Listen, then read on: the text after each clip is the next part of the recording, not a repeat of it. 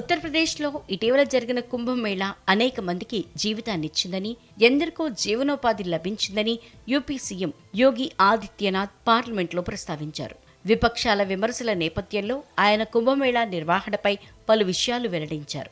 కుంభమేళాలో బోట్లు నడిపే ఓ ఫ్యామిలీ ఏకంగా 30 కోట్లు సంపాదించిందని సీఎం తెలిపారు. దీంతో ఈ వార్త నెట్టింట బాగా వైరల్ అయింది. అదే ఆ బోట్లు నడిపిన వ్యక్తి కొంప ముంచింది. బోట్లు నడిపి కోట్లు గడించిన అతనికి ఇన్కమ్ ట్యాక్స్ డిపార్ట్మెంట్ షాక్ ఇచ్చింది. ఇన్కమ్ ట్యాక్స్ చట్టం 1961 ప్రకారం 12.8 కోట్ల పన్నుగా చెల్లించాలని నోటీసులు జారీ చేసింది. దీంతో ఆ ఫ్యామిలీ ఇప్పుడు తలపట్టుకుంది.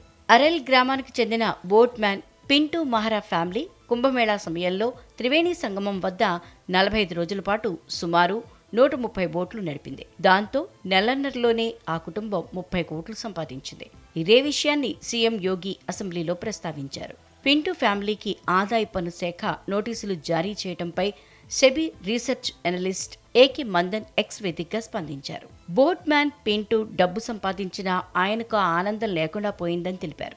కుంభమేళాలో రద్దీ కారణంగా అతనికి బాగా గిట్టుబాటు అయిందని, ఒక్కో రైడ్పై 1000 రూపాయలు వచ్చాయన్నారు. అంతకుముందు ఒక్కో రైడ్కు 500 మాత్రమే వచ్చేవని, అది కూడా రోజుకి 1-2 రైడ్లు మాత్రమే దక్కేవని పేర్కొన్నారు. కానీ కుంభమేళా పుణ్యమాని పింటూ బాగా ఆర్జించారని తెలిపారు. అయితే ఆ తర్వాత జరిగిన పరిణామాలు ఆ కుటుంబానికి షాక్ ఇచ్చినట్లు తన పోస్టులో పేర్కొన్నారు.